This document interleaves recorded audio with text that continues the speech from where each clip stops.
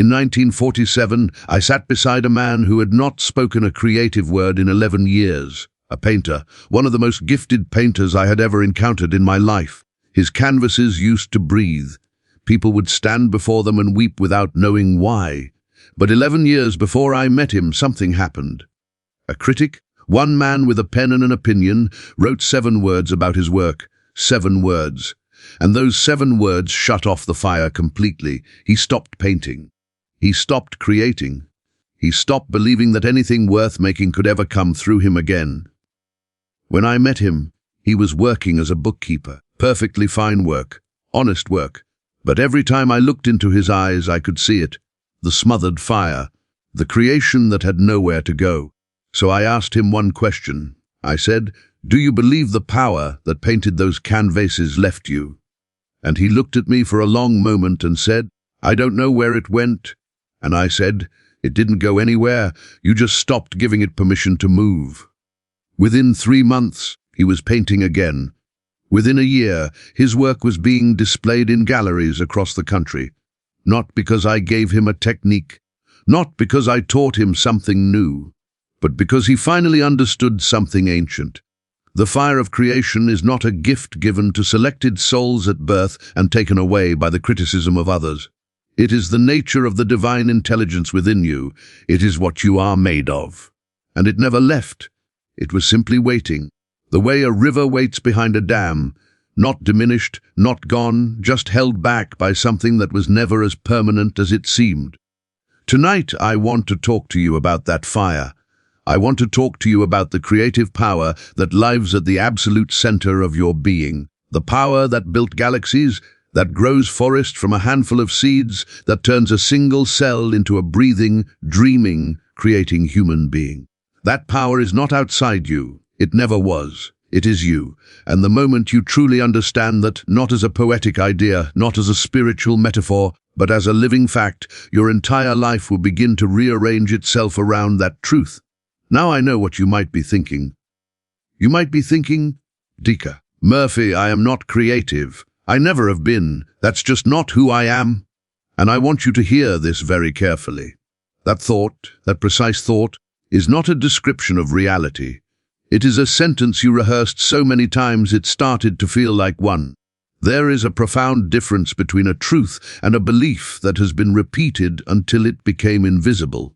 The man who doesn't know he's in a cage stops, rattling the bars. He simply sits down, folds his hands, and calls the cage his life. But you are here. And the fact that you are here, listening, sensing that something in you wants to awaken, something in you is already awake. The fire doesn't announce itself with trumpets, it announces itself with this. This quiet H for more. This feeling that you were meant to make something, build something, express something that the world has not yet seen. That ache is not vanity. That ache is the intelligence within you pressing outward, looking for a channel, looking for your permission.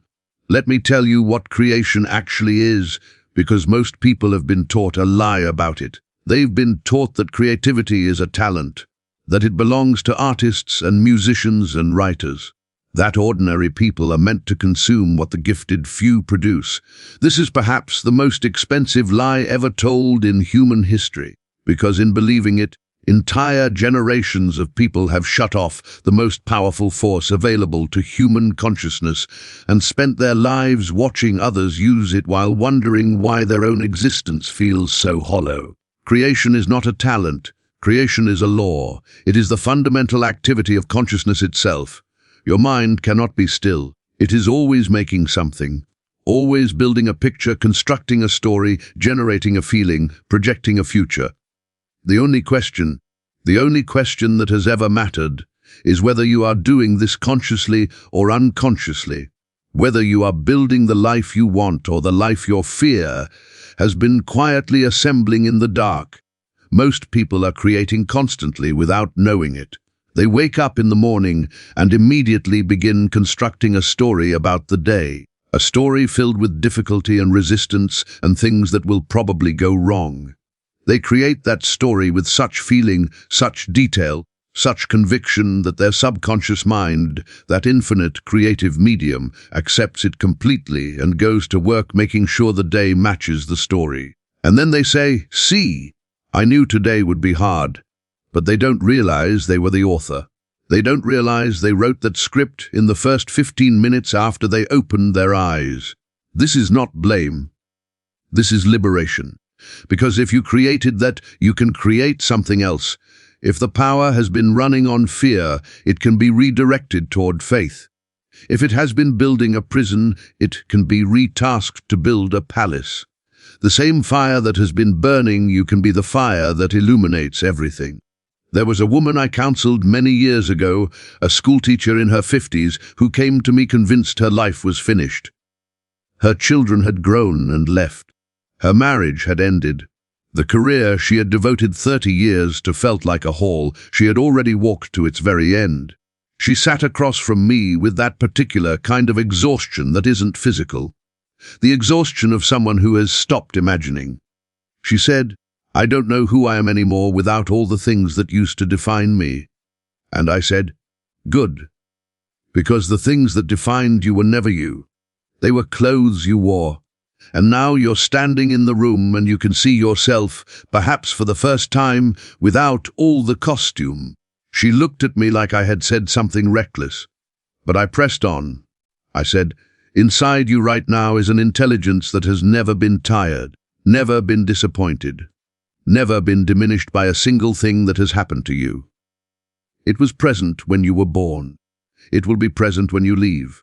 And it has been waiting your entire life for you to stop being so busy becoming things and simply let it create through you." She went home that evening and did something she hadn't done in 40 years. She sat down at a piano she kept in her living room purely for decoration, and she played.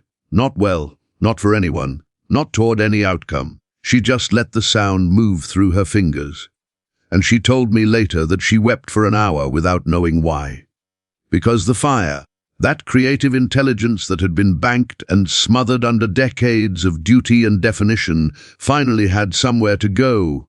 Within 2 years, that woman had composed 3 original pieces of music. She had started a small community music program for elderly residents in her neighborhood. She had, by every account including her own, more aliveness in her 60s than she had experienced in her 40s. Not because her circumstances had dramatically changed, but because she stopped blocking the river. Now I want to get very precise with you about how this fire works. Because there are people who hear these words and feel something stir in them and then go home and wait. They wait for inspiration to arrive like a package at their door. They wait to feel ready. They wait for the fear to leave before they begin. And the fire slowly dims again, not because they were wrong to feel it, but because they misunderstood its nature. The fire of creation does not wait for perfect conditions.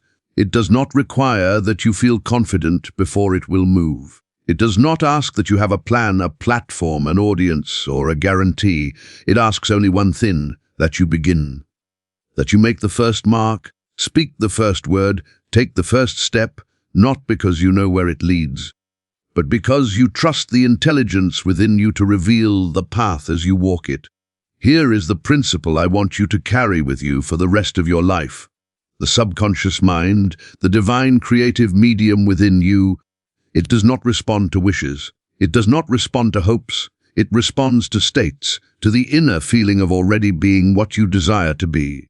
When you sit down to create, whether it is a business, a painting, a relationship, a life, and you do so from the state of someone who already knows their creative power is real and active and flowing, the results are entirely different than when you sit down from the state of someone hoping they might be good enough. The outer action can be identical. The inner state makes all the difference.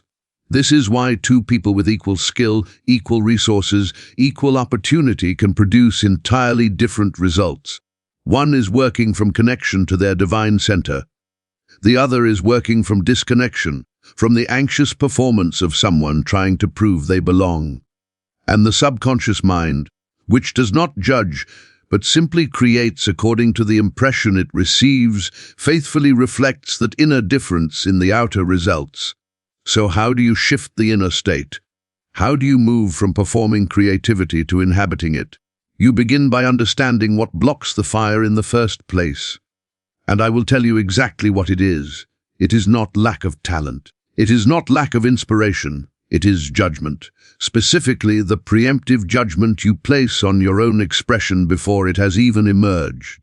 The inner critic that stands at the door of your imagination with a clipboard, evaluating everything before it can be born, dismissing it before it can breathe, comparing it to someone else's finished work before yours has even taken its first uncertain shape. That voice is not wisdom. That voice is fear wearing the mask of discernment. And it has cost you more than you will ever be able to calculate. Think about a child drawing. A young child, before anyone has told them they are doing it wrong, draws with absolute freedom. No hesitation, no self-comparison, no apology for the image that comes out. They simply pick up the crayon and let the hand move, and whatever emerges is met with pure delight. Look what I made. That is your natural state. That is the creative fire in its unobstructed form. Pure, joyful, unashamed expression. We were all that child, every single one of us, and then the world began its education, and we learned to hesitate. We learned to compare. We learned that some expression is acceptable and some is not. We learned to show only the work we were already sure was good enough, which meant we stopped doing the work that required us to be uncertain, which is all the real work. Every piece of creation that has ever moved a human soul began in uncertainty. I want to share with you a principle I call the law of the first impression. Your subconscious mind, this divine creative intelligence within you, is most receptive in two states, the moments just before sleep and the moments just after waking. In these threshold states, your conscious mind with all its judgments and limitations is quiet. The critical faculty that normally stands guard over your beliefs is relaxed, and in that relaxation the subconscious is wide open, impressionable, ready to receive and act upon whatever you place within it. Most people waste these sacred moments. They fall asleep rehearsing their anxieties. They wake up and immediately reach for their phones, flooding their consciousness with other people's noise before their own inner voice has had a single moment to speak. And then they wonder why they feel disconnected from their own creative power. Why the inspiration doesn't come. Why the ideas feel thin and borrowed rather than deep and original. Beginning tonight, I want you to use these threshold moments deliberately. As you lie down to sleep, speak to the creative intelligence within you, not with begging, not with pleading, with the calm authority of someone who knows they are addressing a faithful and infinitely capable partner. Say something like this: "The fire of creation flows through me freely and fully. I am a channel for divine creative intelligence. New ideas, bold vision, and inspired expression move through me effortlessly. Show me tomorrow what wants to be created through me." And then release it. Don't analyze it. Don't wonder if it worked. Plant the seed and let the intelligence within you work through the night. And in the morning, before you look at a screen, before you speak to anyone, sit for 5 minutes in silence and simply ask, what wants to move through me today? Not what should I do? Not what do I have to do? What wants to move through me? That slight shift in language is a shift in the entire relationship. You are no longer the lonely self trying to force something into existence. You are the instrument of an infinite intelligence that has been trying to create through you all along. Now I want to speak to those of you who once had the fire and lost it, or believe you lost it. The person who used to write and stop, who used to paint and put down the brush, who used to sing, to build, to invent, to dream, and somewhere along the way the world applied enough pressure that you concluded the fire was gone. Let me say this with absolute certainty. The fire does not go out, it cannot go out. It is not a candle. It is the sun. You simply built walls around it, walls of disappointment, walls of rejection, walls of a single failure that you decided was a verdict, walls of what other people said, walls of what you told yourself in the dark hours. But walls can be dismantled, and they do not dismantle through force. They dismantle through the simple recognition that they were never load-bearing. They were never holding anything up. They were only keeping something in. Remove one brick and the light comes through. Begin one small act of creation without judgment and the fire stirs. Write one sentence that no one will ever read. Hum one melody in an empty room. Sketch one image on the back of an envelope. Not for an outcome, not for an audience, just to feel the current move again. Because the moment it moves, even slightly, you will remember. The body remembers. The subconscious remembers. And remembering is all that activation ever was. Let me tell you something about divine power that most teachers will not tell you. It is not majestic in its arrival. It does not announce itself with lightning and thunder. It comes as a quiet impulse, a gentle nudge towards something that makes no logical sense yet carries an unmistakable sense of rightness. A sudden image, a phrase that arrives fully formed before you've consciously thought it. An inexplicable pull toward a conversation, a book, a road you've never taken. Most people dismiss these impulses. They say, "That's just me, that's just my imagination." And in that dismissal, they refuse the very guidance they've been praying for. Because the divine does not speak in a voice separate from your own. It speaks as your own deepest voice, the one beneath the noise, the one that speaks in images and feelings rather than arguments. The one that doesn't explain itself because it doesn't need to. Learning to trust that voice is the entire spiritual practice. Every tradition in human history, beneath the rituals and the doctrines and the languages, points to the same essential teaching. Be still, listen inward. Trust what you hear. Act on it. That is the complete instruction. That is how the fire of creation moves through a human life without obstruction. There is one more thing I want to address tonight because it keeps more people from their creative power than almost anything else I've encountered in decades of this work. It is the belief that their creation must be significant to be worthy. That unless what they make reaches thousands of people, changes the world, wins recognition, earns money it is not worth making, and so they do not make it. They wait until they can guarantee the significance before they will allow themselves the experience of creating. But this has it entirely backwards. You do not create in order to produce significance. You create because creation is the activity that connects you to the divine intelligence within you. The significance, when it comes, is a byproduct. It is never the point. The painter who paints to be famous produces work that people can feel the hunger in. The painter who paints because the image demands to be made produces work that stops people in their tracks. Because one is driven by ego and the other is driven by something far older and deeper. Something the viewer's own divine center recognizes and responds to. When you create from genuine inner fire rather than from the performance of creativity, something in what you make carries a frequency that resonates. People feel it without being able to name it. They say the work is alive. They say it moved them. They don't know why. But you will know why.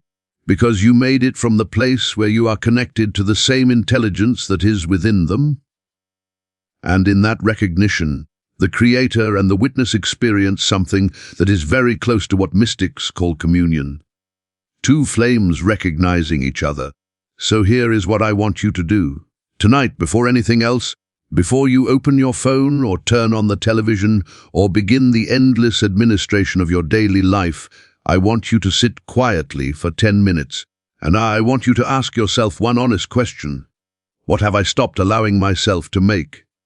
What expression has been sitting inside me, patient and quiet, waiting for me to stop being afraid?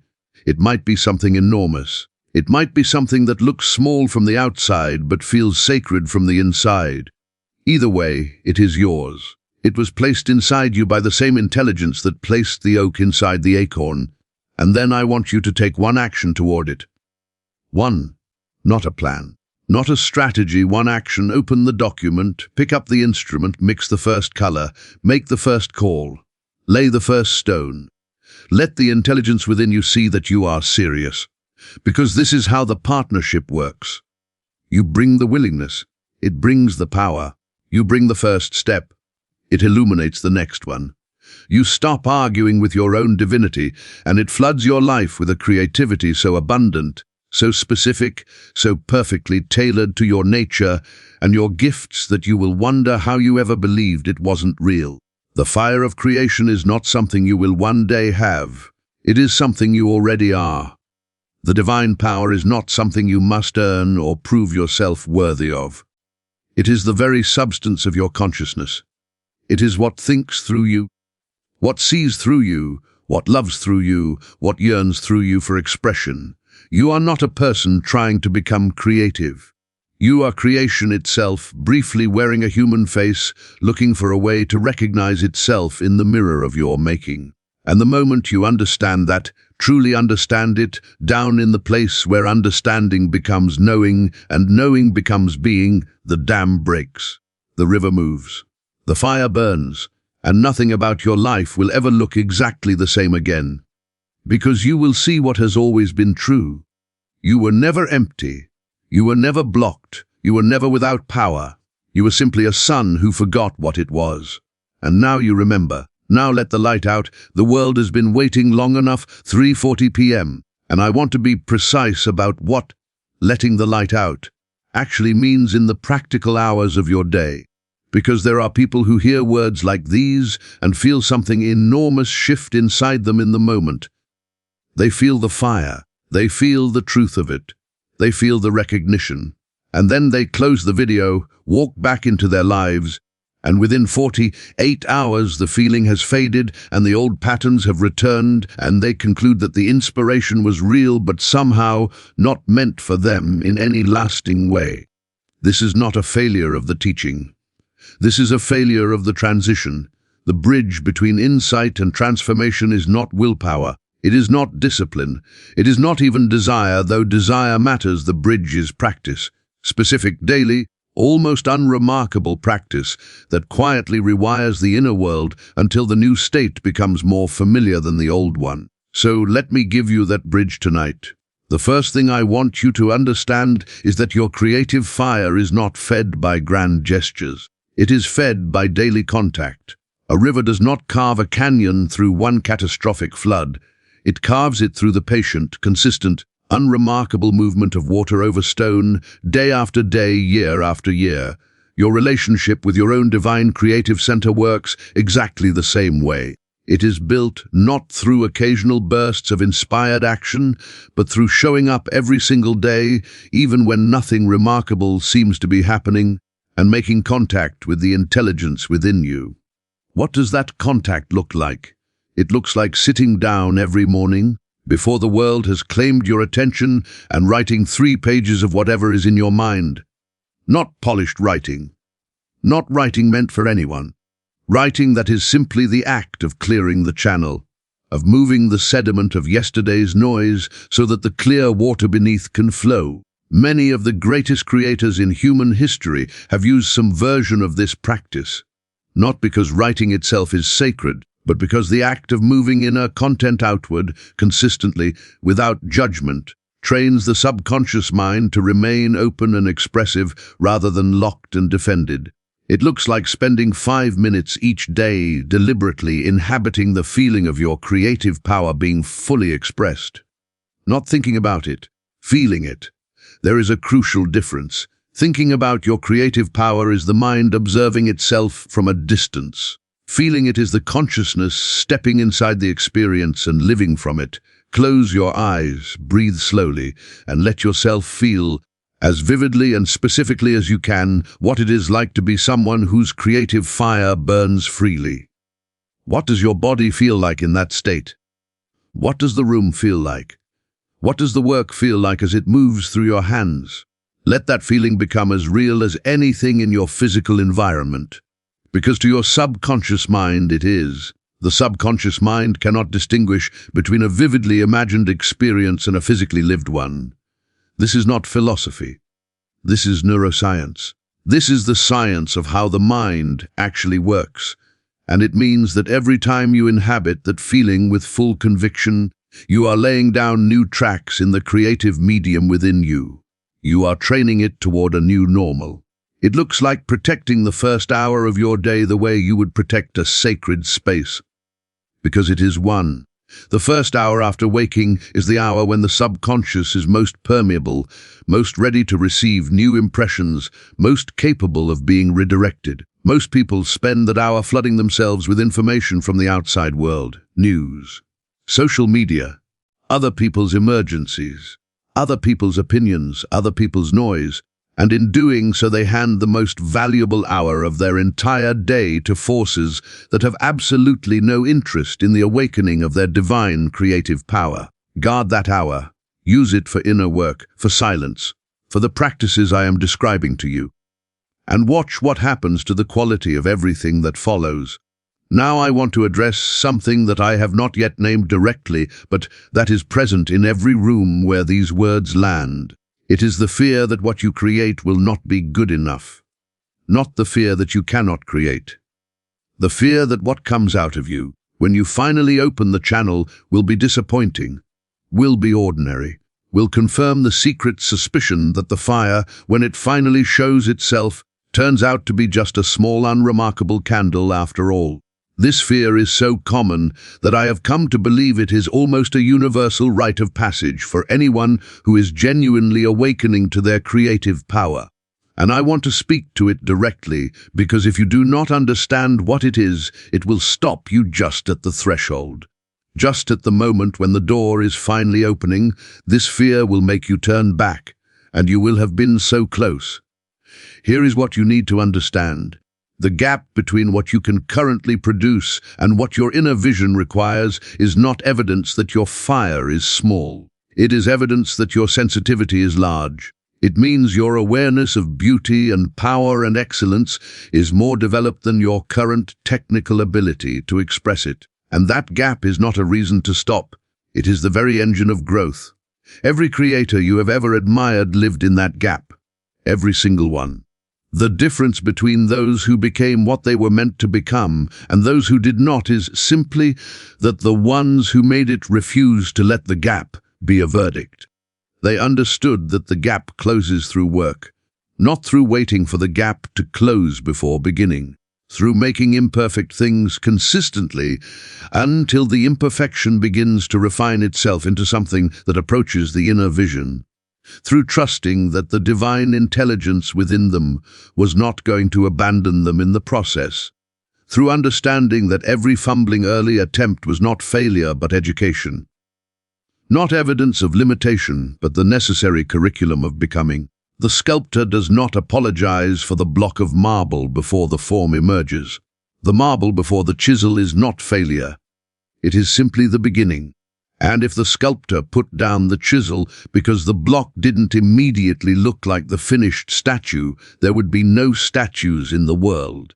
The fire within you does not demand that you be already excellent. It only demands that you begin and continue. Excellency is what it grows into when you give it permission to breathe through the doing. Let me give you another image. Think of a great river in early spring, just as the ice is beginning to break. The water is moving, but it is moving through and around enormous obstacles. It is noisy and turbulent, and nothing about it looks like the powerful, deep, clear current it will become by summer. But the current is real. The power is real. The direction is real. The turbulence is not a sign that something is wrong. It is a sign that something frozen is finally being released. Your early creative work, when you return to it after years of holding back, will feel like that turbulent spring river. Noisy, effortful, not clean, not the thing you imagined it should be. And every instinct conditioned into you by a world that only values finished, polished, presentable things will tell you to stop, to wait until it looks better, to come back when you have more skill or more confidence or more certainty. Do not listen to that voice. Walk into the turbulence. Stay in the current, because on the other side of that turbulence is the deep summer river. The creative flow that feels effortless and sure and utterly, unmistakably yours. I worked with a young architect many years ago who had stopped designing. He had the technical skill, he had the training, but he had been told by a senior partner at his firm that his ideas were too unconventional, too ambitious, too much, and he had taken those words and done what most sensitive people do with criticism. He had not discarded them. He had built a room inside himself to store them in, and then moved into that room and called it his identity. I am too much. My vision is too big. I need to be more reasonable. When he came to me, he had been drawing nothing but code, compliant, client-approved, perfectly reasonable buildings for 6 years, technically correct, creatively dead. He told me he felt like a translator who had forgotten the language he was born speaking. I told him that the language hadn't forgotten him. I told him to go home that evening and draw something that would never be built. Something he had no client for, no budget for, no practical justification for whatsoever. Just draw what the intelligence within him actually wanted to make, unfiltered and unapologetic, with no one watching. He called me 4 days later, and his voice was different. I knew before he said a word. He said he had drawn for 11 hours straight, that he had wept twice, that the drawings covered every surface of his dining room table, that they were strange and excessive, and he had no idea what to do with them. And I told him nothing. Do nothing with them. They weren't made for doing. They were made for reopening. They were made so that the channel could remember its own dimensions, so that the fire could remember how much space it actually takes up when no one is asking it to be smaller. 2 years later, that architect built a community center that won an international design award. The review called his work visionary, emotionally resonant, alive. He sent me a copy of the review. He wrote one line at the bottom. I remembered the language. This is what I am asking you to remember tonight. Not a technique, not a method, a language. The language your divine creative center has been speaking since before you understood what language was. The language of impulse and image and inner knowing. The language that doesn't need an audience or a guarantee or a reasonable explanation for why it wants what it wants. And now I want to speak to something even deeper. Because everything I have said tonight is true, and the practices work, and the principles are sound. But beneath all of it there is something more fundamental that must be addressed. And it is this: you will not fully unlock your creative fire until you resolve your relationship with your own worthiness to create. Not your technical ability, your worthiness, the deep inner conviction about whether the world has room for what is inside you. Whether your particular voice, your particular vision, your particular way of seeing and making and expressing deserves to exist. This is the root question. And for most people it has never been consciously examined because it is so deep and so old that it has simply been accepted as the water they swim in. But I am telling you tonight that the answer to that question is not neutral. It is not undecided. It is not something the world gets to vote on. The divine intelligence within you does not create things that have no right to exist. When it placed a creative fire inside you, it was not making an error in judgment. It was not being overly optimistic. It was expressing itself through you because your particular form of expression, your particular frequency of creativity, is something that only you can bring into the world. Not better than others, not more important than others, simply irreplaceable in the way that every unique expression of the infinite is irreplaceable. There has never been and will never be another consciousness exactly like yours behind exactly these eyes, having made exactly these experiences with exactly this particular way of seeing. The universe does not repeat itself, and that means that what you have to create, what only you can create, exists in a category of one. The world will not find it somewhere else if you withhold it. It simply will not exist. And that loss is real even if it is invisible, even if no one mourns it, because no one knew it was possible. So let me say this as plainly as I know how to say it. The fire of creation within you is not an accident. It is not an overestimation. It is not something you stumbled into by genetic luck that you have no real claim to. It is the deliberate and specific expression of an infinite intelligence that placed within you exactly what it wanted to see expressed through you. Your only job, your only real job in this life is to get out of its way, to stop arguing with it, to stop editing it before it breathes, to stop making it earn the right to exist before you will allow it to move. Let the fire be as large as it actually is. Let the vision be as grand as it actually is. Let the voice be as singular and strange and fully itself as it actually is, because the world does not need another reasonable, appropriately sized, carefully managed version of creativity that has been trimmed to fit what seems acceptable. The world needs the real thing. It always has, and you have been holding it. So tonight, let it go. Let the river move. Let the fire breathe. Let the light that has been pressing against the walls of you finally, fully, without apology, without condition, without one more moment of unnecessary waiting, come out. The divine power within you is not asleep. It never was. It was just waiting for you to stop calling it impossible. It was waiting for you to look at it directly and say, yes, that is real. That is mine. And I am finally completely ready to let it burn. The fire of creation is lit. It has always been lit. Now, for the love of everything you are and everything you are here to make, stop covering it. The world is waiting for what only you can bring, and you have kept it waiting long enough. Now let me bring everything together, because I want you to leave this not with a feeling that fades by morning, but with a knowing that rewires the way you walk through every single day that follows. You came here tonight carrying something. Maybe you knew what it was and maybe you didn't. Maybe you called it restlessness. Maybe you called it dissatisfaction. Maybe you simply felt the low hum of something unfinished inside you, something that has been waiting with extraordinary patience for you to finally turn toward it and say, I hear you. I'm ready. That thing you've been carrying is not a problem. It is not evidence that something is wrong with your life or wrong with you. It is the fire of creation announcing itself. It is the divine intelligence within you, that same intelligence that breathes the stars into existence and grows entire forests from invisible seeds, pressing gently but persistently against the walls of your unexpressed self, reminding you that it is there, that it has always been there, and that it will continue to be there for as long as you live, because it is not separate from you. It is what you are. Everything I have shared with you tonight comes down to this single understanding.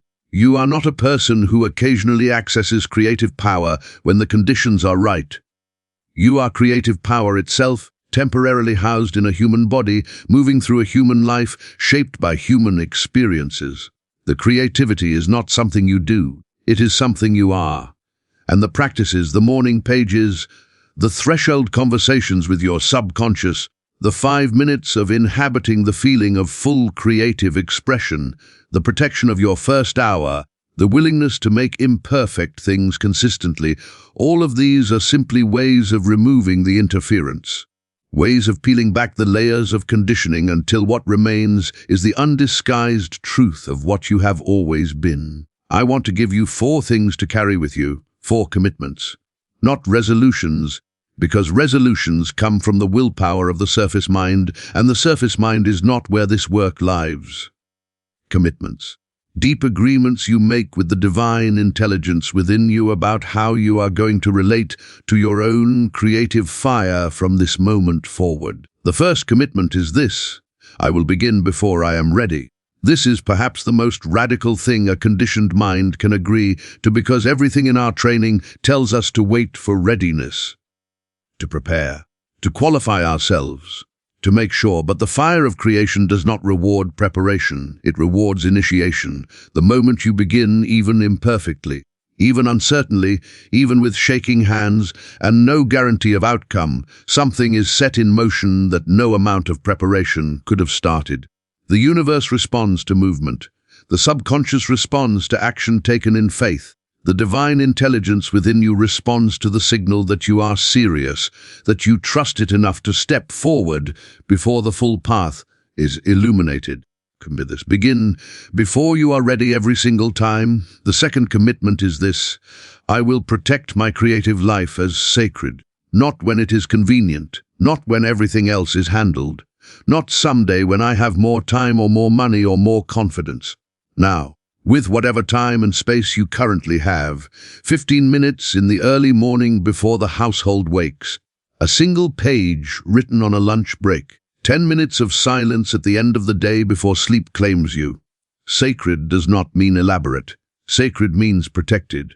It means you have decided that your inner creative life is not a luxury to be indulged when the serious business of existence allows it. It is the serious business of existence. It is the primary thing. Everything else is secondary to maintaining your connection to the fire within you, because without that connection, nothing else you do will carry the quality of aliveness that makes life feel worth living. The third commitment is this: I will not wait for permission. This one runs deep, because most of us were trained from childhood to seek approval before expressing, to show the work to someone who would tell us whether it was good enough. To wait for the teacher, the parent, the critic, the audience, the market to validate what we made before we allowed ourselves to believe it had value. And that training produced something very specific in the inner life: a perpetual waiting, a suspension of full commitment to our own vision until someone outside us confirms it is worthy of commitment. But I am telling you tonight, and I want you to hear this in the very center of whatever has been waiting inside you, the permission you have been waiting for will never come from outside. It cannot come from outside, because the outside world does not have access to what is inside you. It cannot see the vision. It cannot feel the fire. It cannot know what is trying to move through you and what it would mean for the world if it did. Only you have that access. Only you can grant that permission, and you can grant it right now, in this moment, without anyone else's agreement or approval or applause. You can simply decide, I am allowed to create. My expression deserves to exist. The fire within me is real and I give it full permission to burn. The fourth commitment is this: I will trust the intelligence more than I trust the fear, because they will both speak. Every single day they will both have something to say about what you are making, and whether you should continue, and whether it is worth it, and whether you are equal to what is trying to come through you. The fear will be louder, it will be more urgent. It will have statistics and past failures and reasonable objections and the voices of everyone who ever told you to be more careful or more realistic or more small. And the intelligence will be quieter. It will speak in the register of deep knowing rather than surface noise. It will come as a sense of rightness, as a pull toward the next true thing, as the inexplicable certainty that this matters even when you cannot explain why. And every day you will have to choose which voice you are going to act on. Not silence the fear. You cannot silence the fear, but act on the intelligence anyway. Move toward what the deeper voice is saying, even while the fear is still talking. This is what courage actually is. Not the absence of fear, but the decision to trust the fire more than you trust the voice that says the fire should be smaller. Make these 4 commitments. Not to me. Not to anyone watching. Make them to the intelligence within you. To the creative fire that has been patient with you through all the years you told it the timing wasn't right. Make them as you would make a promise to the most faithful companion you have ever had. Because that is what your divine creative center has been. Present through everything, never abandoning you. Never withdrawing the fire no matter how many times you covered it. Waiting with the kind of patience that only the infinite can sustain until you arrived at exactly this moment and said yes. And now I want to speak directly to the version of you that is sitting somewhere beyond tonight's inspiration, somewhere in the ordinary Tuesday morning that comes after the feeling has settled, when the alarm goes off and the day makes its demands and the fire feels like something you dreamed. Because that morning will come. That is when the real work begins. That is when the commitment is tested not in a moment of elevation, but in a moment of ordinariness. On that morning, do not wait to feel the fire before you tend to it. Tend to it, and the feeling will follow. Sit down in the practice. Open the channel. Speak to the intelligence within you with the same conviction you feel right now, even if the feeling is not fully present. Because the feeling is not the fire. The feeling is the warmth on your skin. The fire itself is constant. And the practice is the act of sitting close enough to it each day that its warmth becomes your normal temperature, until you no longer remember what it felt like to be cold. There is a version of your life in which everything you have felt stirring tonight fully manifests. A version in which the creative fire burns freely and the work moves through you without the constant friction of self-doubt. A version in which you look back from some future point and recognize this as the moment you stopped arguing with what you are and started living from it. That version is not a fantasy. It is not reserved for people more gifted or more spiritual or more deserving than you. It is the inevitable result of one thing and one thing only: the daily, faithful, unglamorous practice of staying connected to the fire within you. The divine power does not ask you to be extraordinary. It asks you to be available, not performing, not proving, simply available, present, open, willing to be the channel through which it moves. And when you truly are, what comes through you will surprise you. It will surpass what your doubting mind imagined was possible. It will carry a quality that you recognize not as yours, but as something moving through you that is larger than your personality, older than your story, more precise than your plans. That is what creation feels like when it is real. Not the labored production of a self trying to be impressive, but the effortless overflow of an intelligence that has finally been given the space it needed to move. You are that space. You have always been that space. The fire has always been the fire. Now you are simply choosing to know it, to live from it, to stop pretending you are anything less than what you actually are: a center of divine creative power, an irreplaceable expression of infinite intelligence. A fire that cannot be extinguished by any criticism, any failure, any year of silence. Any voice that told you to be smaller. The fire is lit. It was always lit. Now let it illuminate everything. Go create what only you can create. The world has been waiting. And so, in the deepest and most patient way, have you.